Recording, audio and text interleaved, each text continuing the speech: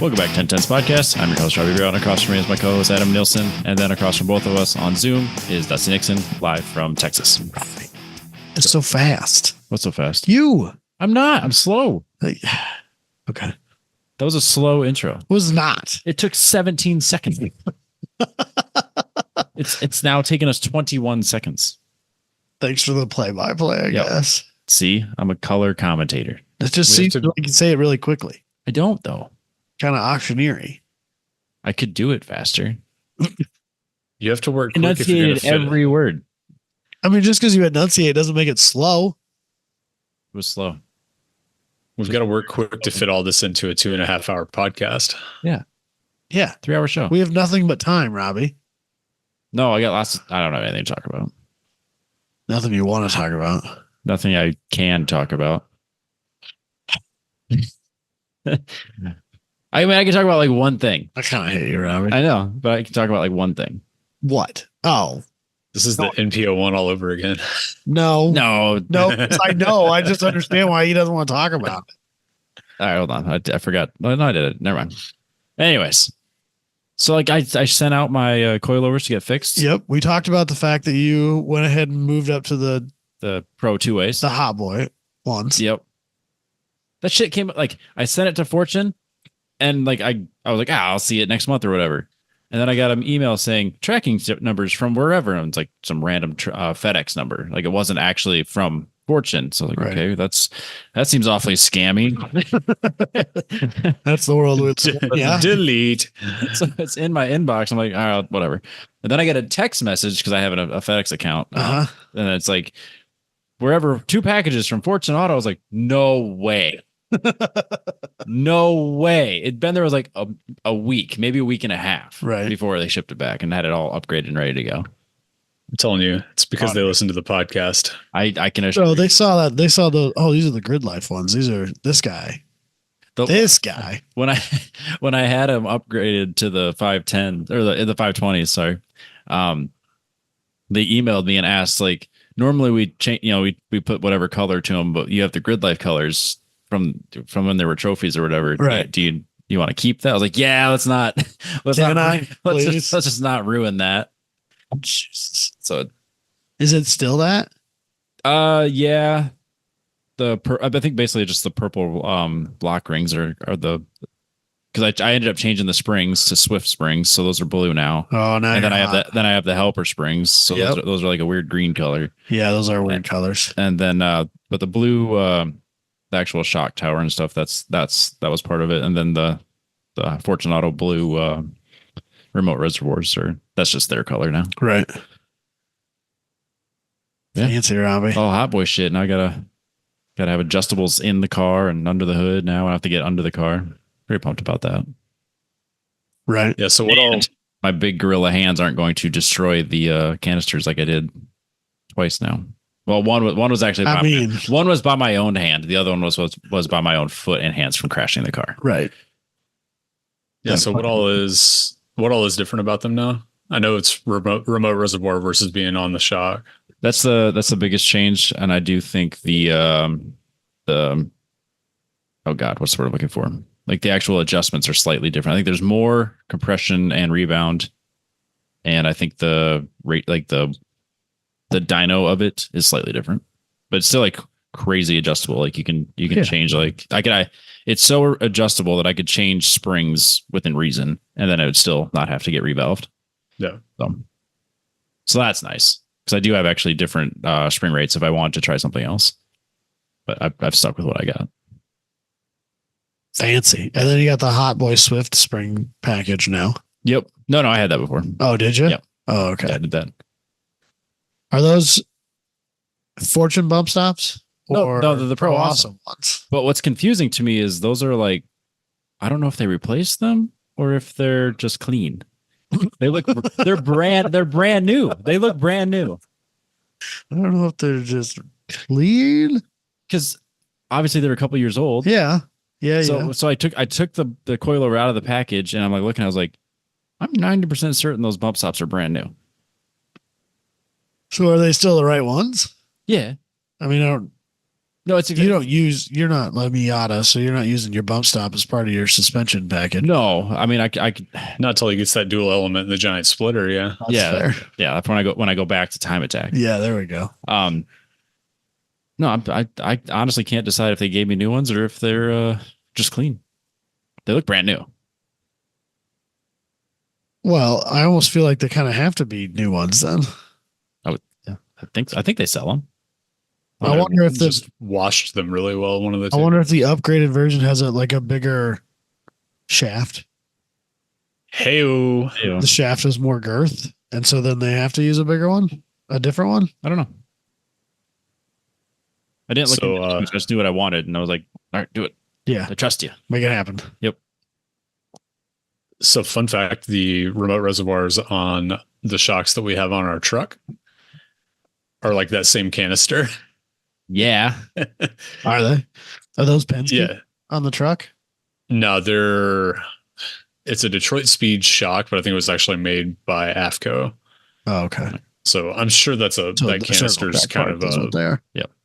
So yeah, I'm sure that canister's kind of a common part that they're like the same exact setup as what Jason has on his Motons. Right. I mean, once you're at this level, they're all kind of the same, Adam. They're all, I mean, it's some high level shit. Jabay would tell you that they're nothing compared to his MCSs, though. You don't know. Fortunato is where it's at.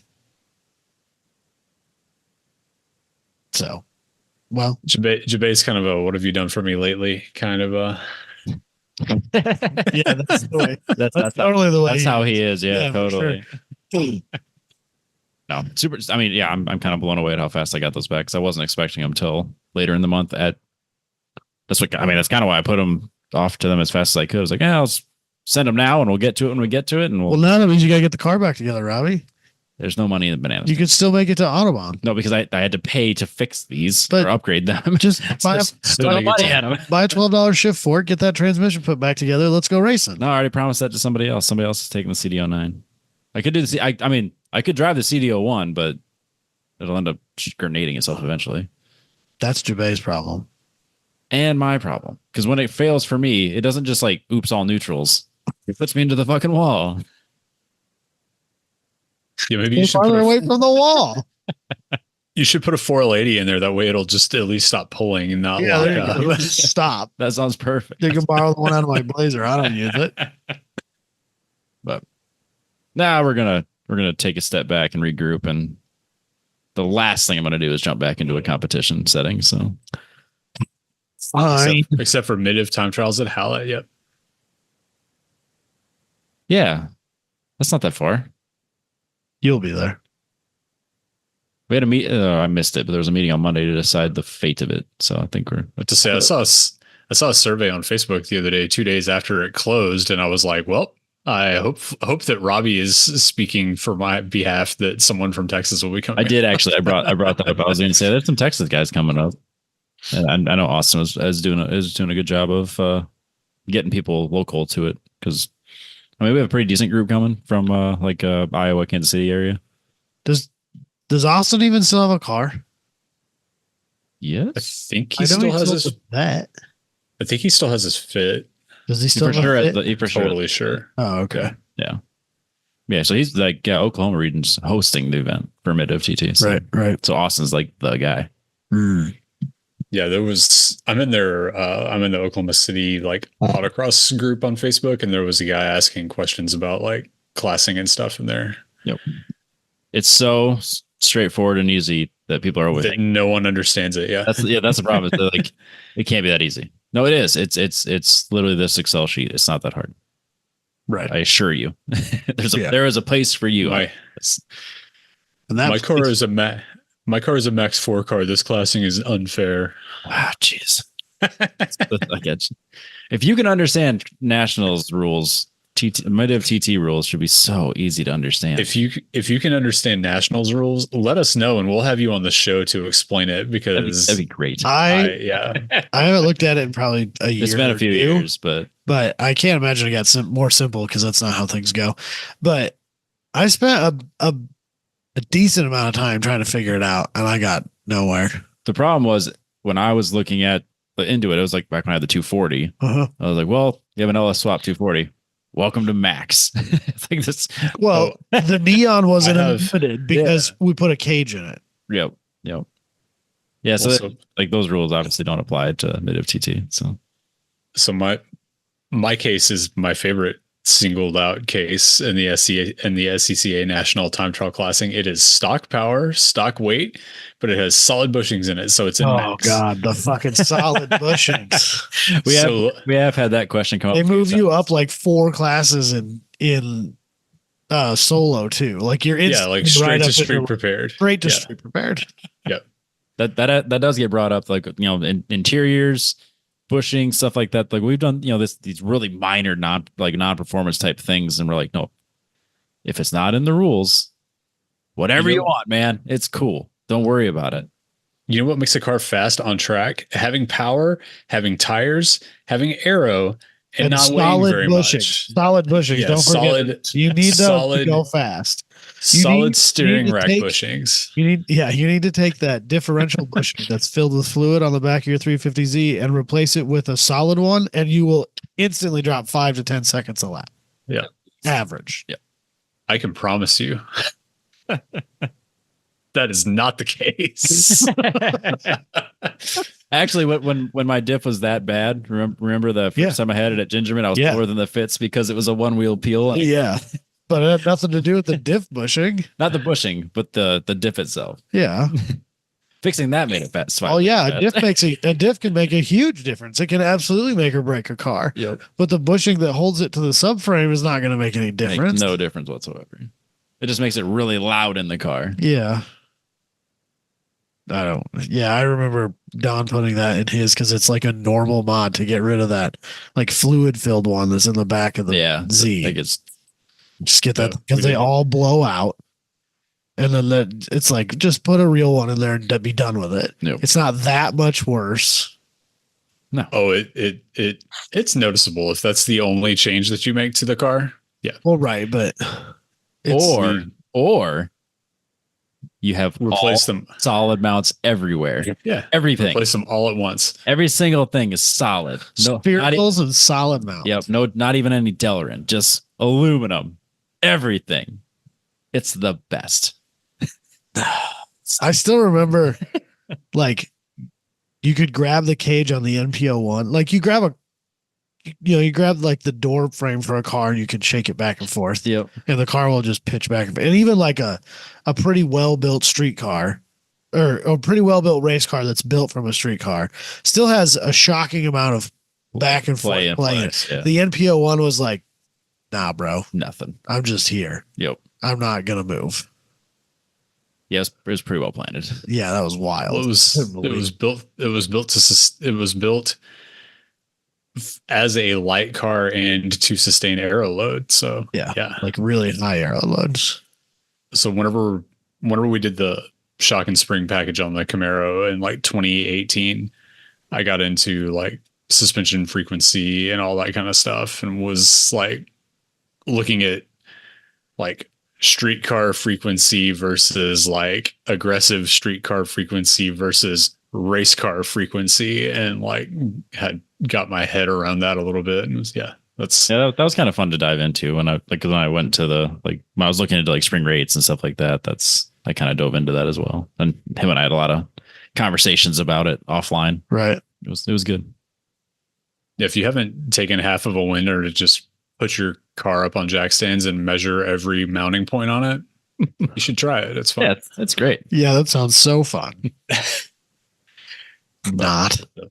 Oh, it helps me take my car from being an angry push to snap oversteer to a like pretty neutral setup after getting all the numbers in and making some sway bar and rear roll center changes. So weird that would make a difference. Yeah, it's a slippery slope from there, man. Yeah, I'm sure. Yeah, but I mean, honestly, that's all I've done on the car is that I've just got them back. I haven't put them on yet. I mean, I'd probably be on by the time this airs, but yeah, that's it. It's just kind of sitting, assessing the damage. So if you have a ticket for Autobahn, let Robbie know. Yeah, hit him up. Absolutely not. Just if you have a tag him. ticket for if you have a ticket for See Laguna, someone selling them, just tag Robbie. Well, I was the plan was to go to Autobahn, but now other things have happened and changed, so I'll probably not be in Chicago that weekend. So who knows? so if you have a ticket for Laguna, No, let Robbie know. I'm not doing that. Pit race. Hit me up so I can hit Robbie up. Hallett's probably the most likely, if anything, this year. It is a long haul but it is Hallett. It's true. Yeah. They also have the track is doing a track day on Sunday, so Yeah. So it's a 2-day you weekend, could get in a 2-day. which would That's be great. what I was looking at if it becomes a thing. Yeah, we should all do that. Everyone should just meet there. Anyways. Yeah. Should we do an opener? Is that what these presented by Petrobox? is that what these are called now? I don't know. I don't know. I brought an article. We can talk about a thing. Because we love doing these dumb fucking lists that people We make. haven't done a list in a long It's time. been a minute. Yeah. Hey, credit to Motortrend though. This isn't a listicle. It's like you don't have to click through it 74 times. It's That's all just true. one That big is- long It page. is That as, is nice. Which is nice. Yes. yeah, as the gods of the so this internet is intended. This is the ugliest cars ever made. We already did this. We solved this with our bracket.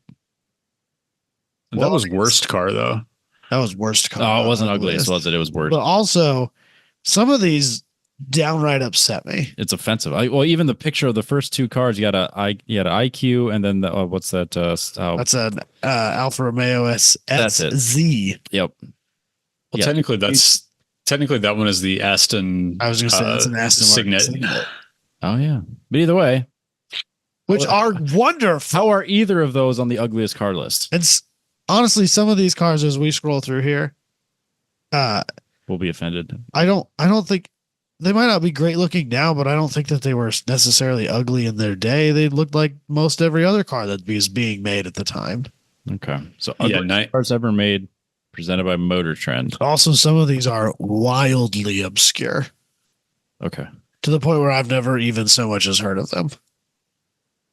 right. So if you're not on the YouTubes, get out your Google machine because this is a little bit obscure here. So first up, the 1932 Stout Scarab, which they claim to be the world's first minivan, and I would argue because it's not a sliding side door, No. not a minivan. That's a crossover SUV. I It also wouldn't doesn't- disagree. It's very ugly. It only has one door. It doesn't have a front door. It doesn't have a front door. It's like a limo. It has one. So it looks Well, yeah, I bet there's a driver's door, Yeah. but the passenger side, there's only one door and it's on the back. So it's yeah, so it kind of looks like a pregnant Volkswagen Beetle. So they call it the world's first minivan, possibly the world's first full aluminum unibody, and definitely the world's first truly ugly car. I'm not going to lie to you. I don't hate it. I want to hate it more than I do. Yeah. I don't think it's that bad. I think if I walked into the concourse this year and one of these is sitting there, I would look at it. I'm gonna have a good time looking at it. Yeah. Also, I feel like I'd have a good time driving in that. The attention you would get driving that. Yeah. I think it'd be a little bit awful, but that's the okay. driving experience. Yeah. Yeah, for sure. It's got a rear- It's from 1932. It's got a rear mounted Ford V8, which means it has a flathead Ford in it, Dusty, Hell yeah. which I think kind of makes it cooler. Let's put a blower on it and flip the heads around backwards Hell and yeah. take it to Bonneville. I like rear headset. Uh, It has no rear mirrors though. it's got the like that 30s kind of Art Deco streamliner kind Yeah. of thing going on. Yeah, like which I kind of like. So it says at the bottom here that they only built 9. Which is of course why we never see them. Right. Which also I feel like, does it even really count then? Barely. yeah, this seems like a stretch. Yeah. Of course, Oh. the next two also suffer the same fate, but Right. So the next one up, a 1946 Crosley CC. So Robbie, this is like Mini Cooper size, like original Mini Yeah, Cooper it's size. tiny. These are super tiny. It's like the length of a surfboard. Yeah. Again, I don't necessarily think it's that ugly No, it kind of looks like a Woody's wagon. because it's so tiny. It's kind of adorable. Yeah, you throw some like wood panel on the side. It's not surfboard on the roof. It's for got a vibe, for man. 1946. It's not that bad. No, So I mean it's not that good. no, it's not great, but it's not bad. I'm not poking my eyes So out with a fork. They're an American company, but that looks like strangely Soviet. Ooh, Oh, see, I was gonna say, I'll give you're you Soviet. right. Yeah, I'll so give you. It looks British, but you're right. It Absolutely. looks like an East German Mini Cooper knockoff. Yep. Yeah, you're right. Yep. Straight from Yugoslavia. Yeah. If China was making cars in the 40s, that's what they would have. Yep, that's fair. So the next one also, again, so 1951 Allard P2 Safari. So this is some sort of wild shooting brake thing with a hood that's 12 foot long. And then, it looks like a Woody wagon after that. And Yep. honestly, I kind of like it. I don't think it looks that bad. It's super weird. I'll leave it at that. I mean, it's just super it's not weird. bad. So It's got the weird bubble headlights, kind of like way too far towards the center. The wooden panel on the sides, but at the same time, is the rear quarters and fenders wood? No, I don't think so. Okay, that makes it weirder. So again, production estimates for this Ford powered car range between 10 and 13, of which 5 are still known to exist. I'd like to see it in person. So again, this is such a wildly obscure car that I just don't see why. Like they were when there's so many ugly cars to choose from, they were reaching to find these things. Yeah, because again, if there's only 10 in the world, somebody handcrafted every piece of these things. Right. It's kind of cool. yeah, so Allard had a wild existence. It was founded in 1946 and went bankrupt in 1958. So they burned bright. Yeah. Short time. It's the American dream. I don't know, man. It's not that bad. There better be something worse on here, Adam. Well, the next one up So does not belong on this list either. The What? 1958 Ford Thunderbird, which every not a great looking car, but Come on. it doesn't look that much worse than the rest of its contemporary brethren. yeah, so what we have here, and I think the theme carries on for a few of the next entries, is that everything that was made in 1958 was awful. Well, yeah, but They all had 4 headlights. They all had weird, monster like ostentatious grills and fins, but- which I love, and like bullets down the side and tons of chrome, and that's just what they were. This is the one of the few times where Adam and I agree. I'm into it. Any of these like land yachts Yeah, from back that's in the what it day. was. There's nothing wrong with that. I don't care how over the top and ugly it is. I don't even think that's the ugliest Thunderbird. It's not even close. oh yeah, that's not close to the ugliest Thunderbird for sure. No. You can't put one of these cars in front of me and go like, yep, this is the ugliest there ever was. No, it's not. A Buick Riviera would be uglier than this car. They talk about how it practically drips 1950s excess. Yeah, that's what makes it kind of cool. Yes. Yeah, If it's dripping with anything, it's good. they need to fast forward Except 20 years. You need to go forward 20 years if you want to find the ugliest Thunderbird, because 1978 has some things to say. Well, they talk about the next generations of Thunderbird being some of the best looking cars. Man, I don't know. And like, I like it. The next gens, the 3rd and 4th gens, but like, it's not, I don't know. Let's just cool it with these. The next one kind of is insulting, honestly. Whoa. Yeah. Yeah. The 1958 Lincoln Continental. Okay, I stand by my argument. Everything in 58 was bad. But I don't hate it. Granted, this isn't like the good Continental. No, it's not the good Continental. No, the front of this car looks like the 50s hairdresser lady with like the crazy diagonal pointy glasses. Yep. The slanted 4-eyed headlight thing is not necessarily a good look. It's not attractive. Man, those and And the again, I think it's just par for the course for its era. it has these crazy ass like plain fin bumperette kind of things on the front corners that stick out diagonally on the bottom. It kind of looks like a drift car body kit angle that sticks out at the bottom. Yeah. It's not great. But I would say we're finally getting in towards an ugly car. Well, the next one I think will probably fit your requirements, Robbie. Okay. The 1958 Subaru 360.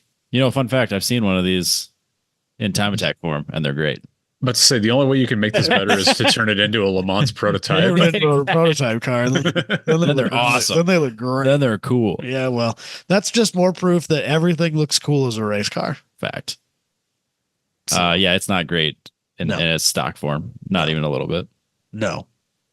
So it's very Volkswagen Beetle, Yep, but like which means that if they put this on the list and not the Beetle, then again, you can't More seriously.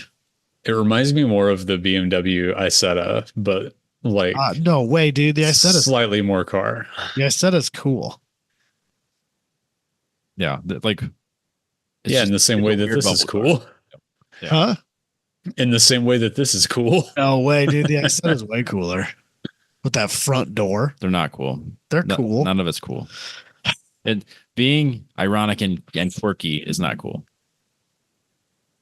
I don't think that's what this was trying to be. No. I would agree that that's what the Isetta was trying to be. That's not what this was trying to be. No. So, I don't know. I don't really have a whole lot to say about that one No, either. it's ugly. But I would say it is an ugly car, yes. I don't know about the world's ugliest cars, but I guess if you wanted to have a list that included some of the older cars, that one can earn a spot, I suppose. When Subaru began importing the car to the US in 68, it ran commercials that called the 360 cheap and ugly. If they'd imported it today, they would have just put 4 dogs in it and drove it around. So, yeah. Next up, this one. Yeah, I get it. The 1961 Citroen Amy 6. All right, so the back end is like an optical illusion. Yes, because you think it's going to have a rounded edge, like for the rear glass down to the bumper. Nope. It's just kind of like it juts inwards towards the front, and then has like a weird straight angle back for your trunk, and it is very square looking. The side profile is very bad on this. It's not good. So it looks like a boat on the it looks like it has a boat bottom. It looks like a boat. The whole thing looks like a boat. That like I said, that rear sloping C pillar or whatever you want to call that. That was the thing on that Lincoln too, I think. I think it was too. Yes. So that was like sound automotive design at one point. Back when the designers could do drugs at work. Better times, Robbie. Better times. Design's kind of peaked in the 60s. I'm just saying. Some of it did. A lot of it did. Performance, no, but like visually, yes. Mid to late 60s, yeah. Yeah. Not 61. Not 61. 68, 69. So next up, a car that more of our listeners are probably a little more familiar with. The 1965 Rambler or AMC Marlin. These are always odd to see in person. They're so big. It's not. There's so much roof. It's not ugly, though. It is. Yeah, it is. Like the roof doesn't match the car at all. It's like the roof is 2x scale and the car is 1x scale. It's like, what if you gave a first generation Barracuda Viagra? With that like big sloping fastback. I mean, I guess. Yeah, sure. But I don't. It's got 4, like it's big enough to fit 6 people comfortably. Yeah, probably. It's a coupe. That's all like mid 60s cars, though. The rear glass is like a weird teardrop shape, but it's as big or bigger than the front driver's glass. I don't know, Robbie. I don't think it's that bad. It is that bad, Adam. I really don't think it's that bad. The fact that it looks say it's not that bad means it is that bad. The bottom Yeah, the bottom 2/3 of it looks like a 60s like Chevy 2 like Nova kind of thing. And then the top of it looks like George Jetson should be riding in it. I don't know. I don't know that it deserves a spot on the ugliest cars of all time list. I vote that it does. Yeah. All right, 2 to 2-1. 2-1. That's fine. The next one. What? Right. This The isn't a car. 1968 Lombardi Grand Prix. Again, this is some like one of 10 car made, I'm sure. It just looks like It looks like all the little. it looks like all the Lamborghinis and Ferraris of that era. Like it's not bad. It looks like the Triumphs. It looks like the. Those are up here too, Robbie. It looks like the Mosler. It looks just like a Mosler. I mean, not just like, but same idea. Just wait, Robbie. Just wait. But that being said, I would have a fucking blast in that car. Yeah, but it only makes 47 horsepower. Which means you have the foot to the floor all the time. I mean, you're not wrong. But there was an Abarth version that made double that, apparently. That's true. It does look like that. All right, so now we're having fun at 100 horsepower. But it's probably too light for fit or spec Sunday Cup. No, the 47 horsepower one's probably Sunday Cup legal. See, now we're back to having fun. I mean, it's probably fun either way. With the shit ass tires that are on it, it's probably a riot. I bet the whole thing's a riot, and it's not that ugly. It's not ugly. I mean, again, it's like you turn it on its side. You're looking at a side profile, and then you like take you just do like a silhouette or like not a footprint because you're looking from the side, but whatever the what's the word I'm looking for? Words. I don't know my words tonight. Clearly. But yeah, we'll just say silhouette of it. It looks like a Datsun. It looks like all those cars from that time with that same little two-door coupe. They call it a slope back. They call it a poorly proportioned pig. Bro, get out of here with that. Yeah. I don't know. I don't quite. I'm into it. It's certainly not the worst car on this list. Not even close. It's my favorite car on the list. Let's just move to the next one. The next one's pretty bad. The 1970 Marcos Mantis M7. Wait, I said Mosler on the last car? I meant Marcos. Oh, okay. Sorry, not a Mosler, Marcos. Okay, like that. Yeah, I was this thing. I was very confused for a second. No, it's that same shape. There was a Marcos car that was like in Gran Turismo or something like that. And that's the only reason I know that they exist. Yes, not this ugly car. The one that like Steve owns a couple of up in Skunk River. Yeah, that Marcos. Okay, that's what it looks like. Yep. Not Mosler. I'm an idiot. This one's bad. The Marcos Mantis M70 is bad. Yeah, this one doesn't look good. It's made in the 70s, but it looks like they were thinking about a car that was made in the 2030s. They only sold 32 of them, Robbie. Probably to movie props about movies about the future. Yeah, it looks like something that would be in the back of like 1984 or something like that. It's a Back to the Future car. Yeah, that's from the future that Biff got the gambling book. And yep, that's exactly the future I'm picturing. Oh, Jesus. So, yikes. Next up, the 1974 AMC Matador. It's fine. It's fine. It's not that bad. What do you think, Dustin? I don't know that I would have put round headlights in that car, but no, probably not. But it's not that bad. Like a lot of things that AMC did, it looks like they took a piece of this car and a piece of that car and a piece of this car, and then like had the accountants kind of slash the budget on it, and then they came up with this. I mean, you don't get this car by accident, but at the same time, it's whatever. I've got to blow my nose. It's getting out of control. My allergy meds are running out, and I can tell.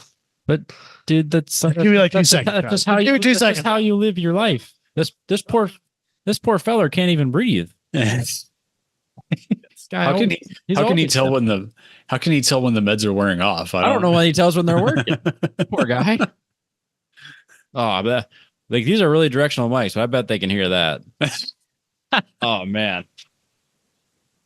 Probably fill a soup bowl with all that. Oh God.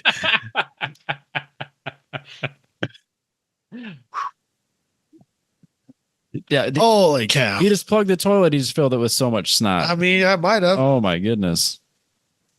I feel better though. All right. Well, That's what matters. that is what, yeah. I was going to say the pressure inside of your brain has to be less.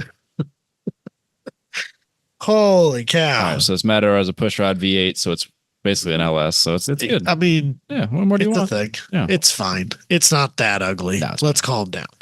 I just can't get over that. The rear end's not bad. I think the rear end looks really good.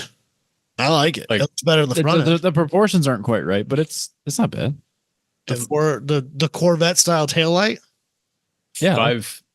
5 mile per hour bumpers are not doing it any favors either. Yeah, but they didn't do any cars in the 70s favors. That's Yeah. not like it's that car's fault. Maybe They all had that. maybe it's like a later model, like the original generation 280Z that had the big bumpers on. Maybe if you take those bumpers off, this is a masterpiece, and we just don't. Yeah, you don't you realize. just drop it to the ground. It take just those needs bumpers over. off. Yeah, it just needs over fenders and fender mirrors, and then everything will be fine. Yeah, and then some ITBs. It's fine. So next up, the 1975 Triumph TR7. Yeah, this one suffers from that roof line that just stops and doesn't really go Yes. But then also the anywhere. Also, body line crease across the midline. That's not good. That's not good. It's not good. I feel like This is the worst of the TR7s. yes. Because some of the I Triumphs do look I cool. do like Triumph. Some of them looked cool. This one, It's not great. of course, my controversial thing. I hate pop-up headlights. It's not controversial. I hate them. Oh, too. it's controversial, Robbie. No, I it's not. assure you. It's not. Just because you don't like them doesn't make it less controversial. They can be wrong. It's fine. They're ugly. I'll And bet, there's a lot I'll of bet Dusty thinks they're cool. I can be convinced. I don't get it. So I feel like that body line down the side, like some like enterprising young designer had pinned this beautiful car. It was simplistic and elegant and bold. And then his boss came in and was like, "Side's boring." Yep. There we go. That's better.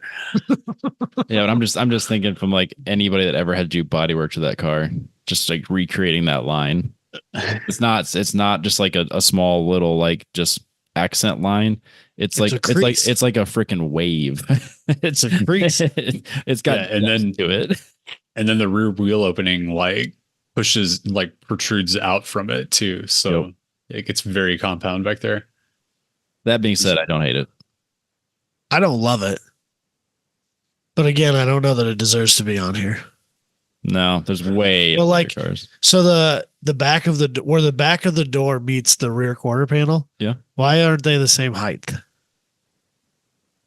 Oh, that is a problem. That is annoying. That, I really have and now I think there's I'll a body. never- There's a body line there. Oh, it's just the pictures. Yeah. Okay. Yeah, I think there's a flat across the top of the door. I'm not totally sure, but Oh, okay. We'll go with that because that makes it look a little better. So the next one Robbie's gonna hate. That's That- what pictures of the TR7. back on that TR7 though. Okay. Did you guys ever come across the website Sniff Petrol back in the day? I don't think so. It was a guy that he was the main writer for Top Gear, like Yep. early on. Yep. So he surmised that British Leyland's strategy was to build a car so ugly that the ground would repel it. That's how you keep it running. All right. I don't think it's that bad. That's not that bad. Like I don't know. didn't It's didn't sensationalist media is what it is. Yeah, didn't Richard Hammond pick one of these? No, I'm thinking of the Fiat. X19 or something. X19. X19. Yeah, that's what It's I'm a thinking. great little car. It's just like this. They're like the same car. But there's other Triumphs that look better than this one. Yeah, like most. There of were them. a few generations of them, and this one's not the best one. No. So next up, the 1976 Aston Martin Lagonda. We can end the list right here. This one is the winner or the loser. This one for me is so ugly it comes back around to being kind of It's just yeah, it it's looks. so awful that I kind of love It it. just comes to a point, and it looks like a cartoon mouse, while also looking like a skateboard ramp. But then like the center of it looks very Chrysler K car. Yeah, like just the most Yeah, plain Jane four door car. Couldn't in the be world. any less nondescript if it wanted to be in the middle. the thing that trips me up about it is like the proportions through the middle of it. I don't know if the body of the car is actually that short or if it's like blacked out trim on the bottom of it, but the top of the door, the window is taller than the body. It's like the roof, like above the belt line, is taller than the bottom of the car, but then the wheels, like the midline of the wheel is at the rocker panel. It just looks so out of proportion. A foot in the air. And I don't think you could lower it very much either, No, because the top of the wheel is already at the top of the fender. man. Like it reminds me of the presidential limo, that it looks like a Cadillac car, and then you realize that it's actually an Escalade. Yeah. How was Aston Martin in business creating something like this? I don't think think it did well. I can't. Yeah, I think they've been through multiple ownerships in this time. So, Yeah. Yikes. Yeah, So- that's our current winner. Yeah. But again, I think it's so ugly. So are we working our way like chronologically from? Yes. Okay. Yes. I was- We've made it this far without a singles 80s car, man. We'll get there. Rob. Okay. I'm about to be real fucking mad. Don't you worry. Don't you worry, Robbie. I scrolled halfway through this list and I almost decided not to do it, and then decided, nah, I'll take one for the team. I was gonna sit here and keep poking until we finally got to a. I don't know. I don't where's know the if Dusty's gone through this, but he may know what's coming, and I'm already fucking mad about it. All right. where's the Omni? I No, just it's need to way know where worse the than Omni. that. Way worse. Oh, I do. Yes, I remember now. Downward we should go. The 1976 Rolls Royce Camargue. So that word kind of looks like it has the word morgue in it, which is funny for a Rolls Royce. Also, it says argue in it. Yep. But it's the perfect car for this podcast. Hey, looks like a Rolls Royce. yeah, The wish stock. I don't. Is it a two-door? Yeah, it is a 2-door. It is a 2-door. Weird. The back of it kind of looks like a Chevy Malibu. Yep. Like an 80s Malibu. Yeah, not good. Yeah, obviously the front looks like a Rolls Royce because they all do. They all look the same. Yeah. I said it. Yep. The headlights are slightly uglier than the normal headlights, and then the rest of the car is just like an. Rolls Royce made this car for 11 years. They developed it for 11 years and came up with that. No, they built that car for 11 years, Is the 76 when it started? I assume. Ugh. And then replaced it with a Silver Spirit, which is a much better car. Yes. So Yeah, they built that from 75 to 86, Goodness. there you go. Wow. which accounts for 531 total cars. Okay. But still, that's a lot. 520 of them are in the Middle East. Ooh, the Camargue. Camargue. It's Camargue. I like Camargue. The Camargue derives its name from the coastal region in southern France. Oh, there you go. It's a nice region. It's probably like Camagua then or something. Yeah, you got to say it all pretentious like. Right. Yeah. So I don't know. I think it just looks like a Rolls Royce. But uglier. Yeah, but yeah, it's not good. Next, Robbie, we roll into the 80s. So let's just hit it. All Let's of hit it them. hard. Let's hit Literally it fast. every car ever. 1982 Cadillac Cimarron. Yeah, it looks like an 80s car. It looks. It's just a Cavalier with a Cadillac emblem in it. It is just a Cavalier with It's a Cadillac. it's it literally says that in there. It says, we know that Cadillac's decision to turn the Chevy Cavalier into a luxury car. So, yeah. Well, I mean, you had the gas crisis that led into the 80s, and they had to do cheap whatever cars. I mean, that's what they all looked like. Right. But it looks like every K car that was made in the 80s. And Yeah. it looks like every GM product that was made in the 80s. And it just is what it is. I don't know what to tell you. Yeah, it's just meh. It's just a car. Yeah, it's just a meh, whatever. I mean, it's ugly. Don't get me wrong, but it's not like scratch your eyes out ugly. It's just that's what they looked like. That's what you got. Robbie, Yes, now we're getting somewhere. scroll down. Robbie, prepare yourself. Ah, the Consular GTP from 1985. I can't. I mean, No, I will not allow this. It's not ugly. It is, yeah, because No. ugly is not a strong enough word. No, they're awesome. It's like it's just a kit car. I mean, They're so cool. hey, do you think that they could fit any more gap between the fender and the wheel? Do you think that? I mean, that's Yeah, they put it between Do the you door and the fender. Yeah, I was gonna say the door gap is pretty sizable. I will say, if you ignore the back 3/4 of it, so if you just look at like the hood and the front bumper and even the wheels, I'll give you the wheels, and then like that's where you stop. I like it. I like I like the front bumper area.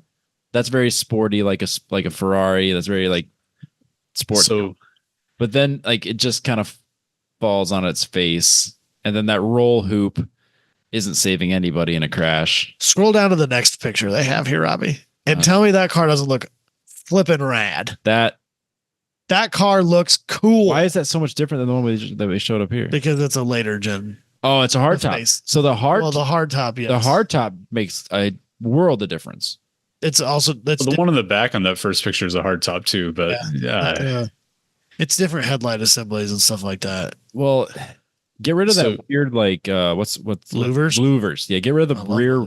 Oh my! Dude, those don't look good on any car. No way, dude. Louvers are rad. I don't like them on these. I don't like them on Dodges. I don't like them on anything. So you don't like pop-up headlights, but you like louvers. Yes. Okay. This is the same. This makes no sense. It's fine. So you have to give them accept that this car is on this list. That blue car. This car I will give you the blue. This car was put on there to create controversy, upset, and controversy, so that they could get clicks and comments on their social media. Wait. So, what direction do the doors open? They're just regular doors, I think. The only people that are mad about this are other Turbo Dodge people like yourself. People with sense of style and yeah. So I will say that the non-louvered hard top version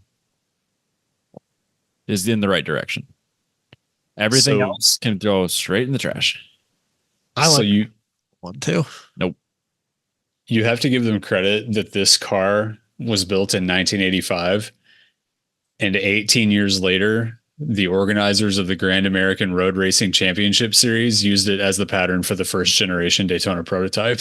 You goddamn right they did. That's not a compliment. Whatever. I don't need any of your approvals. They're wrong. The next one's wrong too, Robbie. All right. The 1989. Yes, we've already almost left the 80s, Robbie. The 1989 Alfa Romeo SZ. This shouldn't be on the list. Really? Shouldn't be on the list. You like this? Yeah, it's weird. I would never have guessed. I had that car as a Hot Wheels car as a kid. Yeah. I would never have thought that Robbie would be like, yeah, I'm into that. It's quirky and weird, and I like it. The bumper's not good, but I love it. So cool. It's like, this is the opposite. I think the front bumper needs something. It's ugly, but I like it. I think it's fantastic. So I want to believe that nose, the big nostril that's in the front of the bumper, feeds in to the air intake and is very efficient and good. I don't care if it's not true. I just want to believe that. We'll let you believe it, Robbie, because I can't prove it wrong or right. Yeah, we're not here to let facts get in the way of a good time. Nope. So, how about this? I like those wheels that have the holes in them that like 12 holes in them. Yep. Like they're almost a monoblock, but they have a bunch of holes in them. Yeah, I like that. But I hate monoblocks. All right. And I hate three spokes, but I like these. I'm with you on that one, Robbie. Yeah. Another controversial statement from 1010's podcast. Yep. 3 spokes are awful. Yep, they're no good. I don't even care. Don't care, Dusty. They're wrong. So I'm confused. What? I'm looking at it and I can't tell how big it is. It's small. I think it's like the proportions of it make me think that it's like nearly key car size. Yeah. No, it's small. It's like me. I would say it's like be bigger than a Miata. Yeah, it's definitely bigger. It's like 240-esque. So it has a 3-liter. Yeah, that might be. It has a 3-liter V6 in it, and those are 16-inch wheels. So like it's not tiny car, but it's not big. Can't weigh much. I mean, you wouldn't get very far because it's an Alfa Romeo. Oh yeah, but it would break down. I bet it. Like, I bet if That's what that all it wing on the is- back is for. all I did was look at it in my garage. That would be fine. That wing on the back isn't a wing; it's a push bar. That's It's where you put your hands to push. Yeah. Yeah, it's not wrong. So I don't know. I think they're cool. I think a lot of people think they're cool. But they sound And amazing. I think that might be the most controversial car they've put on here yet. Yeah, I think a lot of people like these. I think a lot of people like these. So next up, another controversial car because they're wonderful. The 1990 Dustbuster. One of the ugliest vans. So ever. the Chevrolet Lumina APV or Oldsmobile or Pontiac. Yeah. It's like this is to me this is like the first minivan Yes. to me in my mind. no, the Caravan predated these in the mid '80s. Oh, But it you're wasn't- right. You're right. They did. Yep. That was the first one with the sliding door. He's absolutely Oh, right. yeah. They did. I think But this was the first one to like truly embrace the suck and just like don't get me wrong, it's awful. It's very. there's not a lot of visual redeeming I get it. qualities about it. I think it's like the Legando where it comes back around to being kind of cool again. It's so bad that you like. I'm like, you know what? I would daily that. I'm Yeah. not gonna lie to you right now. It's like it's if I could get like a minty fresh one for like $2,500 because that's what it's gonna cost me, yeah, of course. I'd buy it. I get that. It's like picking the ugliest puppy. It's nostalgia. It's still a good puppy, but you have to look at it, and that's what this minivan is. It'll do everything you need it to do. I like the Pontiac version. Scroll down a little bit. We had the There's a picture of the Oldsmobile. Pontiac. We had the Oldsmobile. There's the Pontiac one. I'm into it. the Transport. I'm into Was it the Silhouette? Man. We got to get rid of the 3 spokes. Both G- both of these pictures have 3-spoke wheels on them. They We look got to get rid of those. They look like combs. GM was so woke that they named a car the Transport. I don't think that's what they were going for. Well, then the other one, the Lumina APV, like I love that they were just like, we can't waste a good name on this one. We just need to put a prefix or a suffix on an all-person existing vehicle. name. Is that really what that Yeah. means? I don't know what else it would mean. It has to, right? I don't know what Adve- else it would mean. Adventure performance vehicle. No, No. it's all person because it fits so many people. It fits all the people. Was it Fit 7? I just remember we got one of these when I was working at the dealership, and it was impossible to clean the front of the like all the way down on inside the windshield and the dash. Impossible. The couldn't dash has reach to all be the way down Well, it's there. 6 feet long. So far. yeah, the dash has to be 5 feet deep. Yeah. But the dash was like at a slope up with the glass, and so you couldn't get to the bottom. I remember spending like at one point I'm like, well, now I have to do it because like I cleaned the rest of the inside of the windshield, and now when you look at the outside, the bottom 6 inches looks awful now. So you So I basically- have to do something. So you basically got like a Swiffer. No, so I was like in there with a rag, and if I remember right, I found like a Probably a squeegee, right? I found like a window scraper. yeah, that's what I mean. And I used the handle side of it. It was one of those that the handle's real long and thin, Yep. not yep. round. Yeah, yeah. And yeah. I just shoved that down in there, kind of moved the rag around, and that was all I could do. Took so long to get all the smears out of there. Worth it. They did them as a cargo van with no back windows. Oh my gosh. I'm in. I'm in. Kind of want. There's an NYPD police one. Hell yeah, there is. Yikes. I don't hate it. We had the Oldsmobile. Did you? Yep. We had the white one. The white Oh yeah. Yeah. Oh yeah. I think it was the Oldsmobile. White with like red and black accent trimming. Line, just like red lines on black trim. I don't. Oh man. Oh yeah. Yeah, Silhouette. because we got the we had bitch. the later year Silhouette too, but we had a Dang, looking Dustbuster. so good, Robbie. Kind of want it. I want you to have it. Oh Just get man. pictures from the 90s, so like none of them are gonna the show. the second row, second in that picture. That one? That picture's gonna do it. It's so doctored though. Look at those monoblock wheels, Robbie. Yeah. This is The not even da- representative. So I know you won't get this at all, but it looks just like the transport shuttles from Star Trek. No, I won't get. I won't get that. It looks, which is what that Like the- NCC-2904. Yep. That's what they're getting at. I figured And that. those are Starship or Starfleet Command or something like that. That's the symbol. Okay. But they look just like them. Are you talking like the old Star Trek? with Like, the one with the No, moon like- discs on Like it. next generation. okay. I thought you were talking about like the most recent one with like that Chris guy in it. No, like the TV shows from like the 90s. Oh, okay. Yeah, I didn't watch any of that. Is this the one with the moon discs on it? Yes. Yes. Yes. Soap operas in space is what Star Trek was. Speaking of, if you haven't watched the Orville, and you're a fan of like Star Trek and those types of things, The Orville? the Orville, it's Seth MacFarlane doing like a Star Trek type. Oh, yeah. Wonderful. I haven't It's watched it. seriously amazing. Well, if Robbie's into it and it's sci-fi, then it's probably awful, actually.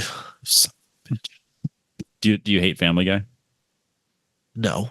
You'll like. I mean, I assume that's what it is. It's just Family Guy in space. It's not as much like low hanging fruit toilet humor. Right. It's more high level stuff, but Okay. it's really good. So I think we're in on this, right? We're in on the ugly transport. Yeah. Yeah. Like a so ugly it's cool sort of thing as well. So Yeah. Dusty's over there like, no, I'm not. I found an He won't admit it, but he knows. I found an interior picture, and so not only is the dash 5 foot deep, dude, it's so cool. There's so many buttons and but it wrapped so it around. It's huge. So good. like what trips me out more than that is that it has that quarter window that is like 2 feet long at the bottom of yeah. it. Oh yeah. In the front. And so there's like 2 A pillars because they didn't like the whole windshield's not one piece. Like that quarter window kind of becomes part of the windshield. Uh-huh. Uh-huh. Oh man, it hurts my brain. I bet it's really expensive glass. Too. I would imagine it's cheaper because they had to break it into sections. Well, yeah, definitely. If they better would have than- wrapped it around, like, it would have been like $1,000. to get that piece of corner glass. window, I bet is really expensive now. Yes. The windshield, not so bad, but the quarter, impossible, I bet. So it was Dario Franchitti was on Smoking Tire in the last like week or two, and he was talking about he's working with Gordon Murray on like the T50 and the T30, Okay. and they were talking about like the wraparound windshields that like Koenigsegg does. Yeah. And he was like, "Oh yeah, that's really expensive to do." And they're building a $3 million car, so imagine how expensive that is in the realm of doing something whenever you're building a $3 million car and you're like, oh, we couldn't do that. Yeah. So yeah, that's why this has 3 pieces to make the big giant wraparound windshield. Yeah. All right. What's next, Robbie? Oh man. The Buick Skylark. 1992. Buick. This doesn't warrant being talked about. No, It's not that bad. it's fine. it's whatever. I get. it's I'm like not the gonna car. be like, there's no redeeming qualities, but there's also like no glaring awfulness. It suffers from the same fate as the 1958 cars. Every car in 1992 was terrible. Like, Yeah. It's hard to There's- when it's when still- they're it's- all the same. You can't really say they're the ugliest. right. Yeah, this is just a hangover from like the 80s styles. Right. So the next one is bad though. It is truly awful. The 1995 Oldsmobile Aurora. For being as ugly as it is, they made a billion of Yes. them. They did a- You know someone who owned one personally. Like you know them. yeah, Multiples. I've driven one before. I've driven one. more than one. It's And they, like, they had the intrigue. the most amazing torque steer ever. Yes. An Aurora Honestly, with a V8. You could have just like done the entire Oldsmobile lineup, like from start to finish, and a lot of them would have probably qualified for this list. But it's pretty bad. Yeah, the Aurora and the Intrigue, and you know at least one girl and one guy that owned one in your life. Intrigue. Wow. Yep. I'm picturing the white one my buddy in high school had, and I'm picturing like Oh yeah. every different color of Aurora because there was at least 3 of them in the parking lot. The green one. The green one, Ugh. the gold one, Maroon. obviously. The Intrigue was just a Grand Am, right? I think so. Yeah. It was. I thought it was like a little bit bigger, but maybe not. No, this picture of a 2002, if you covered up the front end, it's a Grand Am. Yeah. Yeah, the Aurora was at least kind of I don't remember what platform it shared, but I would assume that's just a Monte Carlo Grand Prix sort of thing, isn't it? Yeah, Monte Carlo is what's jumping to mind for me, but that was a 2-door car. Well, yeah, but so is the Grand Prix and the Monte Carlo and the Lumina were just the 2 and 4-door versions of them. Of themselves, basically. Like, so a Lumina and a Monte Carlo are just one's 4 doors and one's 2. Yep. And then Grand Prix, they just sold them both. Yep. it was the G platform, so it was just the Riviera and the Aurora. Oh, the Riviera. And Cadillac of some kind. Oh, okay, I can see the Cadillac. Okay. Huh. Yeah, Cadillac Seville, Bonneville, the Pontiac Bonneville. Yeah, so it was the bigger. Bonneville. So good. Oh, The Bonneville was That's good. what my mom had a Bonneville SSEI. The SSEI Bonneville was She fucking loved bomb. that car for so long. We had like probably 3 or 4 Bonnevilles in a row. Because when you get it right, you just keep replacing it with the same thing. Yeah. You drive it till the wheels fall off, and then you get another one because it was good. The only reason my mom's not driving a Bonneville now is because they don't make one. Yep. And because they quit, Pontiac died. she stopped buying Pontiac, or she stopped buying GMs. Oh yeah. That's how upset she was about it. Yeah, they killed the best brand. My family, my dad has been a diehard Pontiac man since day one. And we had Bonnevilles. We had multiple Bonnevilles. My sister had one for her college car. You know? Yeah, Bonnevilles were our life. Yeah, I'm all in on the Bonneville. So next up, this car's a nothing thing to me. The doesn't even exist. Young Corando. I don't know. It's some Chinese car. It's a 2-door SUV. It's South Korea, but yeah. Oh, okay. My bad. I thought that was it. No, I thought that was a Chinese brand, but I guess it's a South Korean brand. My bad. I like it. YouTube is going to be so mad at you for generalizing How dare the you. term Chinese. No, I genuinely thought that was the Chinese, because don't they still exist? I have no idea. I don't I recognize. think so. I don't recognize that company. SsangYong. It's got 2 S's. That's what's throwing me off. Yeah, they're SsangYong Group was a South Korean something. Yeah. Okay. Well, I don't know. I assumed it was probably still a company that made refrigerators or something, but Yeah, it's like Kyocera or something. They make everything. We just don't know about it. Yeah. But it's just a little Oh. 2-door Jeep thing that's more roundy. I don't know. It's not that bad.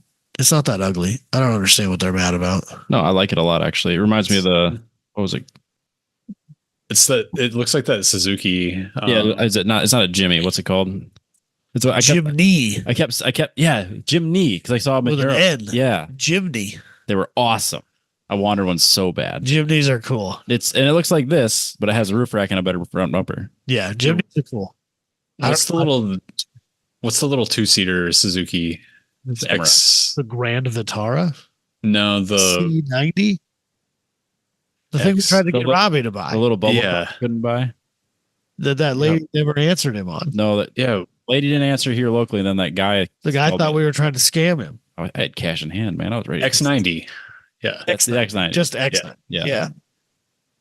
No, this looks closer to the Samurai, Yeah, it's a Samurai Yeah.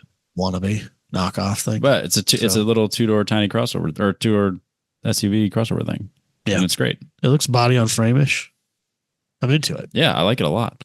Actually, the more I look at it, the more I like it. The next car, probably the most deserving car on this list, honestly. I think truly probably the ugliest vehicle ever made, the 1998 Fiat Multipla. No argument here whatsoever. Yeah, it's awful. It looks like Michael hit. I remember when Michael was still with us, Rest in peace. Yeah. RIP.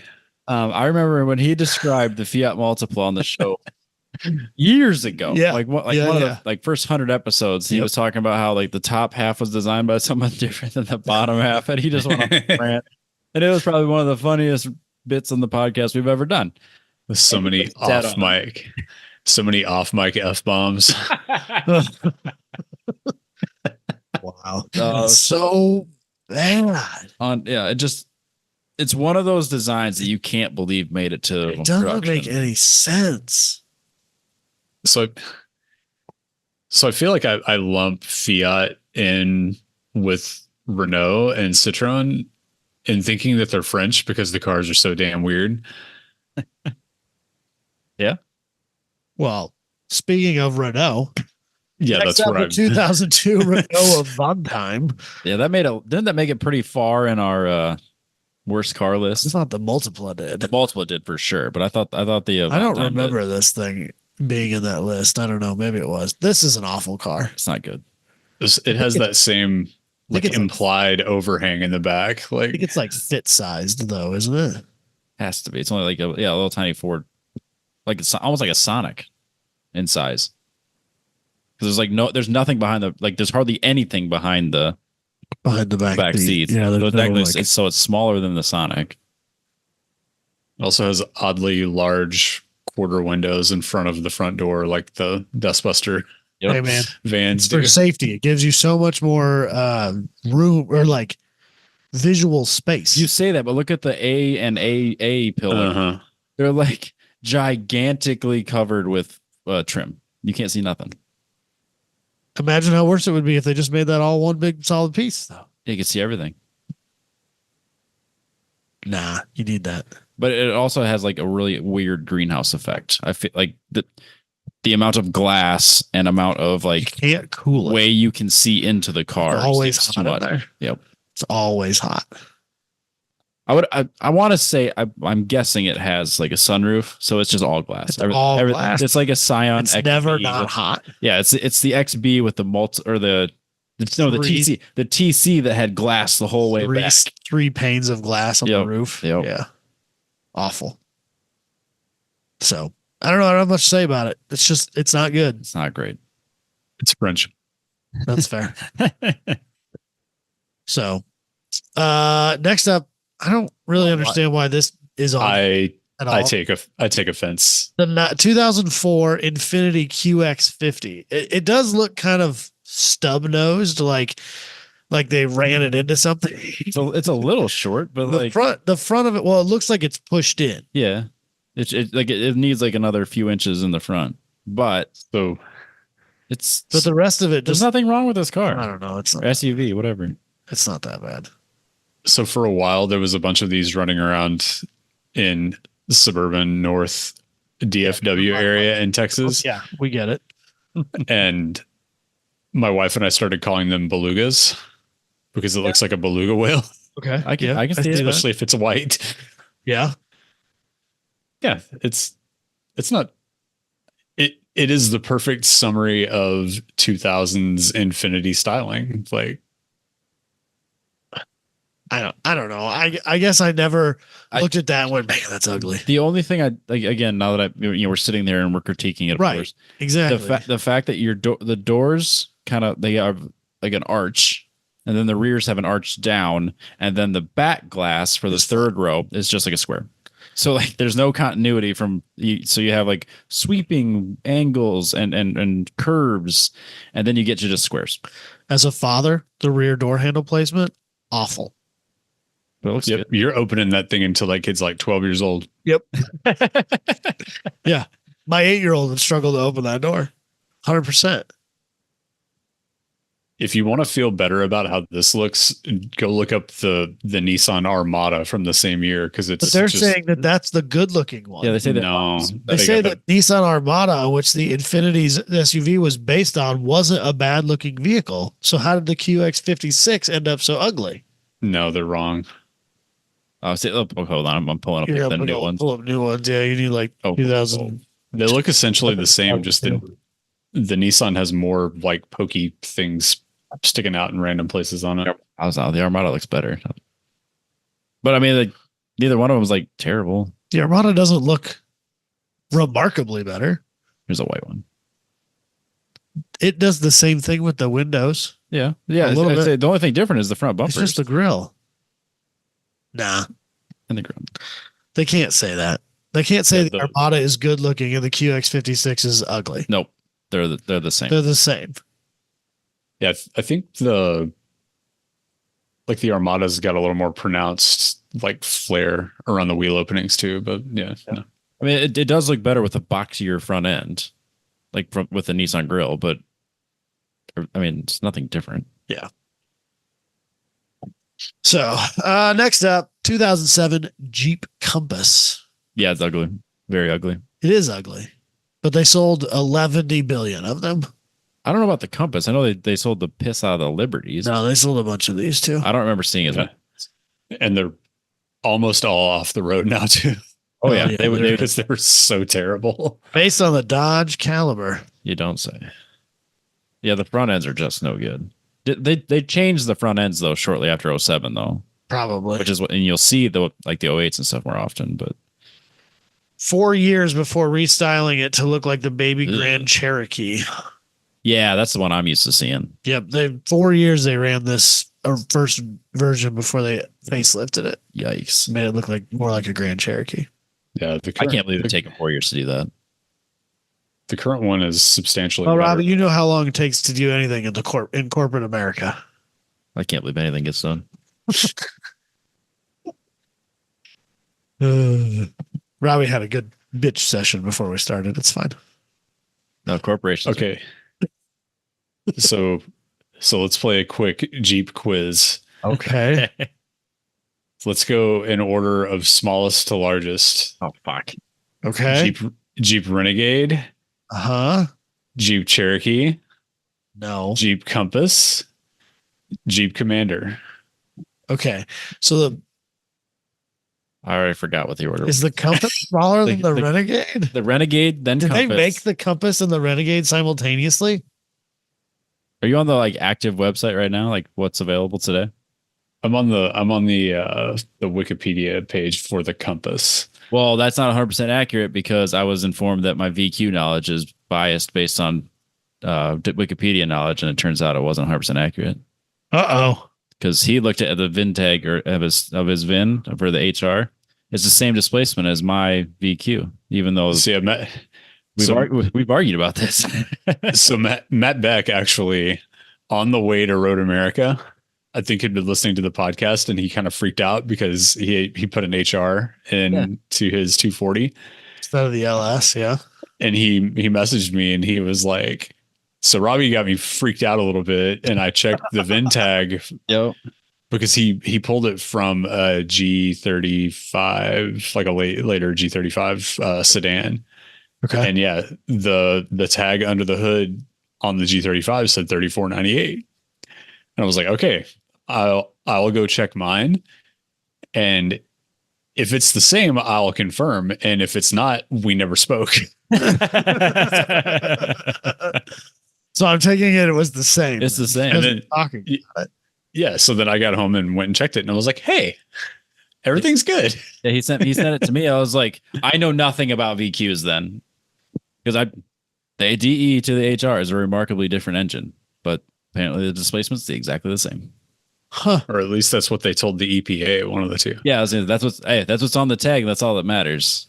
Which we're talking about 5 cc's here. So Hey, But- rules is rules. Yeah, we're talking about 2% swing. Yeah. In GLTC.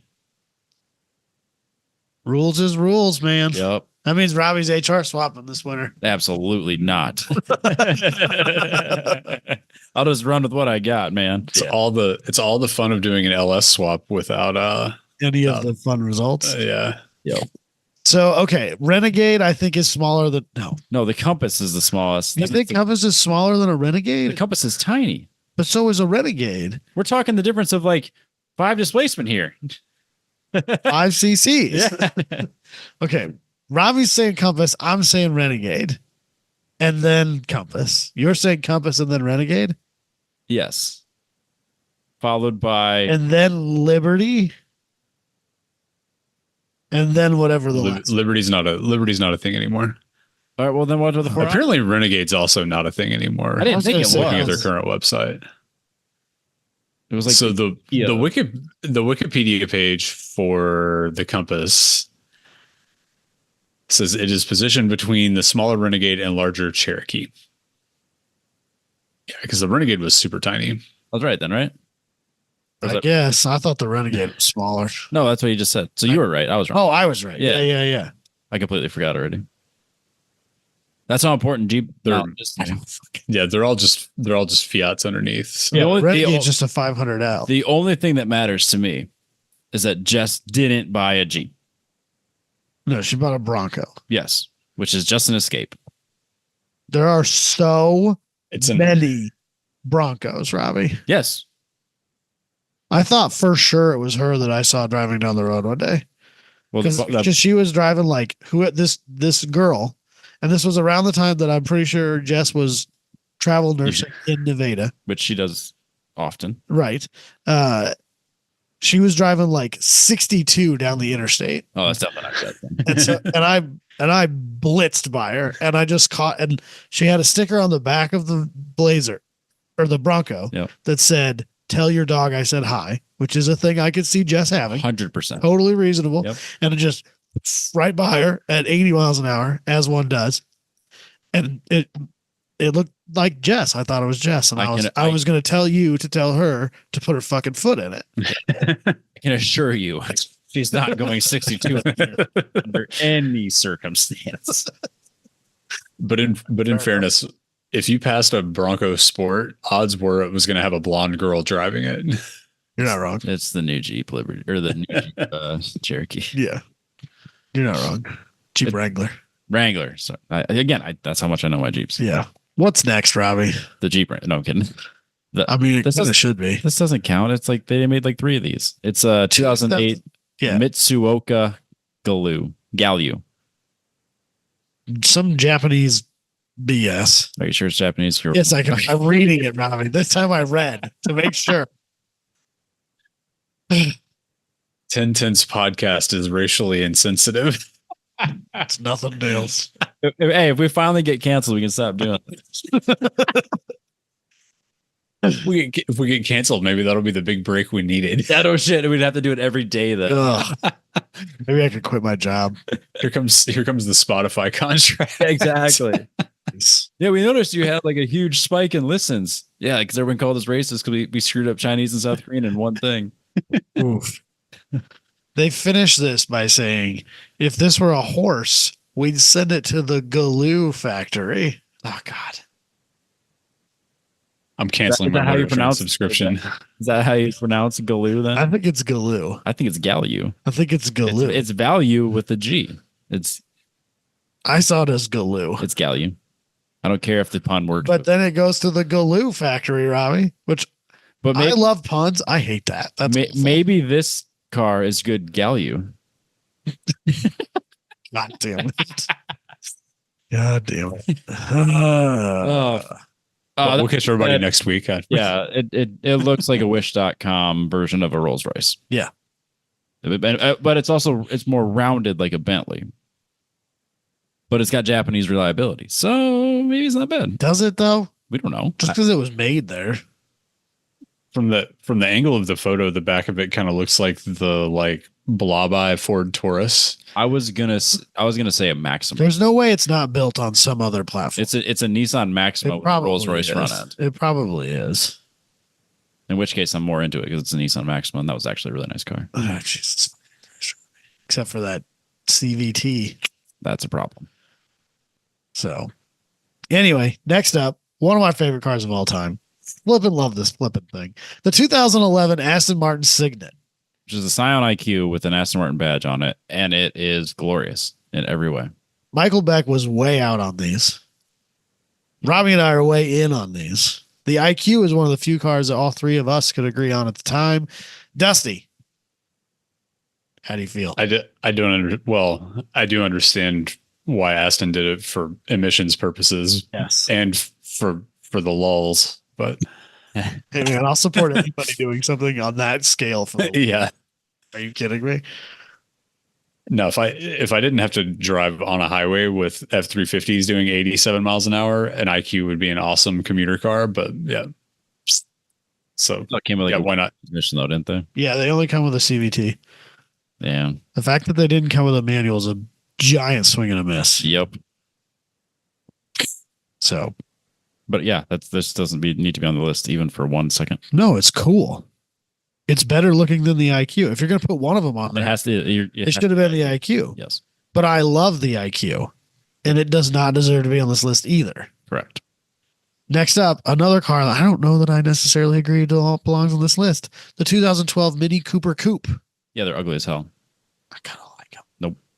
No, the ugly part's under the hood. Ugh. Oh my god. How would you go between all the inside of all the smoke and flames? Yeah. Say it's just oil everywhere. I can't remember if that's the Prince engine or not. The 2012 might be after the Prince engines, but still, it's not any better. And it looks like it has a backwards hat on, so That's literally what they say, is that it was designed to look like a cat, like a kid wearing a baseball cap backwards. And it's red, so it's basically Fred Durst as a car. And just as annoying. no. This is way more annoying. Then Fred Durst? Oh yeah. Let's calm down here, Robbie. I won't stop until he headlines A Good Life. Apparently that's not a thing. It's not a thing. But I'm gonna keep pretending that it could be. So Yeah, no, this is like of all of the Mini Cooper hate that I have, this one's kind of top of the list when it comes to, for sure, looks. It's my least favorite. I kind of don't hate it. Yeah, that's kind of innocuous to me. I bet it's a bitch to drive because the roof line is a lot lower. Not good. If the roof wasn't red, this particular one would be a lot better. But yeah, if it had a black roof, it would look If it had a better. black roof, it would be a lot. But the red sticks out. But then you're hiding the fact that how ugly the roof is. So Probably. if we're gonna talk about a silver car with a red roof, I have to mention my buddy Daniel that comes to Super Lab every year. Go on. His Miata is silver with a red roof, so we call it the Red Roof Inn. Nice. Nice. And also, he wrote on it with a silver Sharpie, identifies as silver. So, Oh, perfect. Well, then it's not a red roof. Yeah, it's is it? fixed already. It's done. yeah, Done. this looks a startling amount like his car. Yeah. Yeah, well, I mean, it like the top roof part does look like someone took a hatch off of or hardtop hatch off. Or, sorry, a hardtop off a Mini. Or wow, The Miata. The roof, I cannot. the speak hardtop tonight. roof off of Miata. And then just cut it up into pieces. Yeah. So, Anyways, moving on. what's next? The 2014 Jeep Cherokee. The headlights are awful. It's not good, but I mean, it's whatever. It's got some Aztec in there. Yep, Notice the Aztec wasn't on this list that's ridiculous. because they didn't make the Aztec in 2014. We passed the Aztec. Yep. There's a lot of cars on here, and I like the Aztec now. I've come around to liking it. And there's a lot of cars on this list that I would have put the Aztec in front of. No. Yeah. So Cherokee, front bumper or front grille and headlights are no good, but whatever. It's just fine. It's Yep. whatever. And then It's a refrigerator with wheels. So Yeah. Whatever. a lot of girls bought them. I don't know. A lot of guys bought them for their girlfriends. That's fair. Wives, probably. I suppose you don't buy a car for your girlfriend. no, Most people don't. For your sugar daddy, you do. Well, You're like, you're not buying a Jeep Cherokee if you're buying sugar. yeah, If you're a sugar daddy buying cars, it sure as hell ain't Jeep Cherokees. you bought the Cherokee for the wife. yeah. No, it's Nissan Altimas, Maximas, Maximus. stuff like that. You bought the Cherokee for the wife, and you bought the good car for your girlfriend. That's how it She works. got the SLK. Don't think that's how it works, guys. Well, you're doing it wrong then, Robbie. I'm not doing it at all. I don't have any money. You are doing it wrong. 2018 Rolls-Royce Cullinan. It's not bad. It's just a big Rolls-Royce. It's fine. Yeah, it is what it is. super gaudy, but Well, but it's a Rolls-Royce. It should it's be. it's what you'd expect it to be. It should be a little bit ostentatious. Yeah, it looks like you took a silver shadow or whatever and made it into a tall hatchback. Yeah, you lifted it Yep. 6 inches because that's basically what they did. Yeah, it's all it did. Yeah, I mean that's it. I mean, there's really nothing else to say about it. Yeah. So that was it. Yeah, that was it. That was the whole list. There's a lot of cars on there that I feel like shouldn't have been. Yup. And there's a lot of cars I would have put on there in the place of the ones that shouldn't have been on there. I would agree. So, So we're- Aztec, Avalanche, where were those at? How dare you? Avalanche was a wonderful vehicle. It doesn't make it less ugly, It's not good looking. The first gen was especially if you got the ones with like all the gray panels on it. So bad, Robbie. So bad. so bad. You know what car isn't ugly? And I'll say it. The new Hummer. Yeah, I thought you were awful. going to tell me the new It's- Prius because the old The new- Prius should be The old on this Prius is list. ugly. But Why was that not? or on or this what's list? the hypermile Honda thing? Not the Element. It's the Insight. the Insight. Insight? That's ugly. Yeah, that they're should have been not on the good. list. They're not good. Oh no. Now you're getting into Eric Coutil's kitchen. Fine. He's I'm not afraid. Yeah, he's not going to talk about Like how he listens great to it this looks. He podcast. clearly doesn't. But yeah, so I mean, the new Hummer. Yeah, It's so big and gaudy. but you kind of I like kind it. of like it. Like One if of you, my neighbor just bought one, and I if you feel were like like every day. if you were in that money, that might be something. No, God, no, No? no, God, no. Okay. I would have to so have much money. so Holy much. crap. So I would have to have just an airplane hangar of just the dumbest shit in the world Before before you I come back before I around to come that. back around to it. But kind of dig it. Johnny C of 9 Lives fame Yep, has for a while now owned an original Humvee. like the H1 Yes. H1, yeah. in on the H1 And then he recently bought a Model S out on for the his list. daily.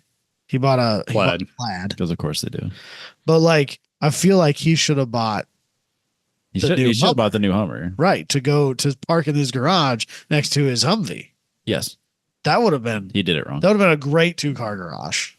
Yes, I mean they only weigh like 10,000 pounds. And that's Yeah, not that exaggeration. And there his driveway might not have been rated for I was the- gonna say, yeah, he might have had to get it repoured. Yep. Add a few inches. Yep. So my realtor neighbor, she always drove like a really high end Range Rover. As As realtors are Realtors do. have to do. Yep. So like I always recognized the car because it was one of the most outrageous Ridiculous ones here. things, yeah. And then I kept seeing this white Hummer, or what are they called Hummers now? Yeah. yeah, just Hummer EV. Yeah, Hummer EV. So I kept seeing this brand new white Hummer EV going up and down the gravel road, and it's like, that's got to be her. I was right. What is it really though, Robbie? What? What are you calling it? What do you call it? Oh no, wait, that's not the Hummer. It's the Silverado EV. Oh, yeah, the new Silverado EV is an Avalanche. I don't care what anybody says. Why they didn't call it an Avalanche, I don't It's, understand. the styling matches. It's Yeah, and, why and did it's they got call it an it's Avalanche? got the through rear bed thing. Yeah. They really dropped the ball there. It's Yeah, not they a did. Silverado. I don't I care what agree. anybody says.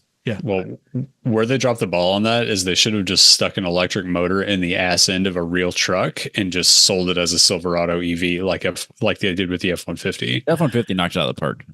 I mean, Ford killed it. I mean, that's exactly what you should have done with a pickup. Period. The person who fills our vending machines that we have at our office drives a Lightning. Yep. Which I'm a little upset about the naming scheme of because it's not. But lightning, electricity. No, Robbie. They ruined a good thing they had going there. Have you seen the off-road concept that they did? The off-road Lightning concept? Yeah. An off-road EV concept? It's basically an electric Raptor. Oof. Yeah, it's kind of legit. Upset people. Yep. Which I'm okay with. Yeah, now I'm back in. But like as a performance usage Am I of right? the Lightning. Yeah, like to get back to a performance usage of the Lightning name, it's not a bad. No. Yes, it is because it should be slammed into the ground. Well, that's not a thing anymore. Basic ass 2-wheel drive truck. The hood line is my shoulder now. Yeah, that's disappointing. So Just This which is why rant I'm- about electric vehicles presented by Petrobox, mypetrobox.com. Use the code TTP15 to get 50% off that box and anything that's First currently of all, available in the store. box. What's that? I said, first of all, box. And Are then we still doing phrasing. oh yeah, we do the low hanging toilet humor here. This month's Petrobox, Petrobox shirt. Love it. awesome. John's been killing the shirt game lately. It's been really good. I don't know how he does it week or month after month. That'd be tough. Like it's just they're always clever, fun. Yeah, it was a really good shirt. Yep. If you didn't get it this month, you missed out. But potentially it could be in the store here in the next month or two. So use that code to get your own. Boom. I think we did a show, Robbie, Didn't Dusty have something you want to talk about? but that was a pretty long list. It was a long list. So maybe we should save it. Unless you really So I only had one thing that I wanted to talk about this. your shirt for whatever. Yeah.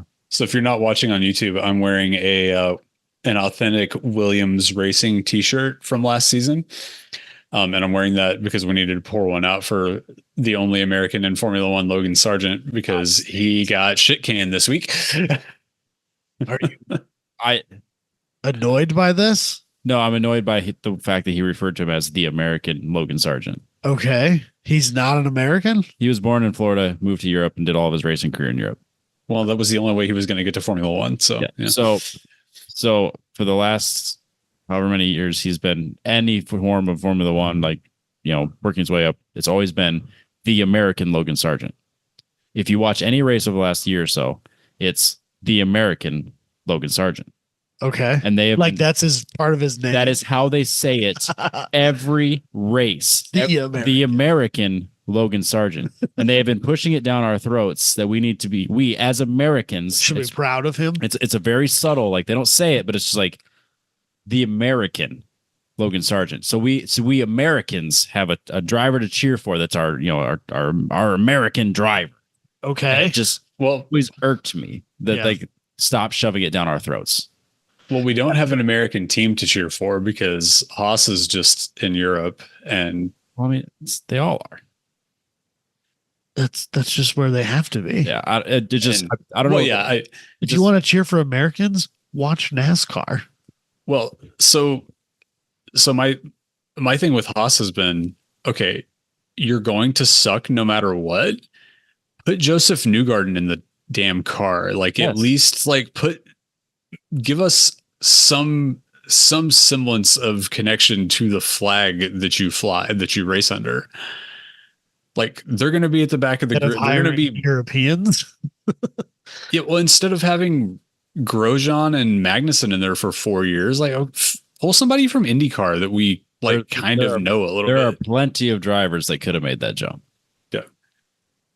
The problem is that the ones that are good are smart enough not to jump into a back of the pack team in F1 because they know that it's a death sentence for any kind of career over there. But now that they're better off with what they're doing, which I get it, but yeah, no. And then, so this shirt is also a public service announcement that if you order a Formula One shirt, like you used to order it based on European sizing, which meant that my skinny ass was a large, and that changed at some point because I got a large and it's too big. So. So would it fit you? So it's the way it should be, is what you're telling me. They finally come along to understanding that clothes shouldn't fit so awfully. Well, they finally came around to selling enough clothes in America that they made fat American sizing instead of. It's too bad they have to drown in that shirt there, Dusty. I'm sorry. Yeah. You could just not.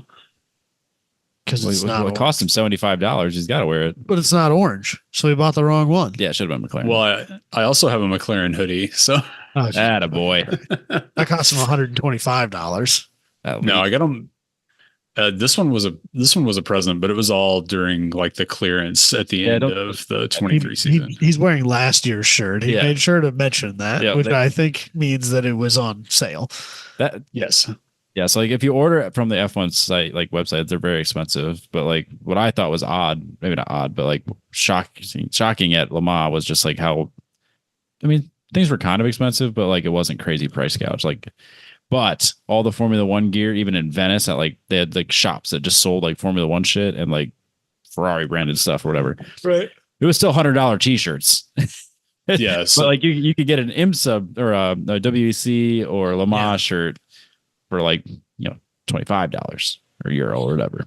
It wasn't near as outrageous. I remember Koenigsegg sold like $15 or $20 keychains, and they looked really pretty dope. And Like actually like machined and something cool. I kind of want to buy one.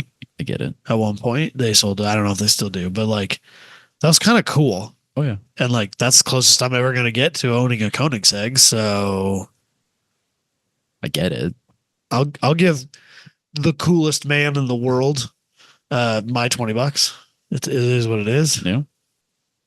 The most interesting man in the world. He really truly is. For damn sure. Super cool guy. Christian von Koenigsegg. Yeah. So my only other Formula One shirt is from 2012 from the first year at Coda, and it is from the Lotus F1 team whenever Kimi was on it. Oh, it's a good shirt to have. Yep. It's still my favorite. It's got just a giant like total logo across the back, and it makes your back sweat really bad. But yeah, it was like $85, I think, in 2012 at the track. Yeah. And I was just like, this sucks and it's stupid, and I'm going to wear this shirt forever. Yep. I mean, I did that at an Iowa State game one time because I didn't have a hat and it was like crazy cold. I'm like, well, I need some sort of hat, like a stocking cap. And the cheapest one was like $27 or something stupid. I'm like, I'm a broke college kid. My ears are cold. Get a $27 hat. yeah. And it fit like a clown. I hated it. Someday we should recap my experience of going to the F1 race in Indianapolis in 2005. That's a good story, and I couldn't agree more. Yeah, we need to add that to the list of shows that we're not going to do. I forgot that they used to run Formula One at Indy. And the year he went was the disaster Bridgestone tire incident. I have no idea what you're talking about. Oh, next week, dude. Yeah, Slightest. yeah, we can. Or was it Bridgestone? Yeah, it was Bridgestone. Yeah, so in 2005. Save it. Nope. Save it. Nope. Tune in next time week. to hear about a story Next from week. 2005. Next week. Totally next week. Next week. That's it. What I say? You said next time. Next week. That was a Freudian slip, man. I meant next week. Next week. Yeah, For sure. obviously. Absolutely. Guaranteed. Is that it? Yeah, we'll catch everybody next week.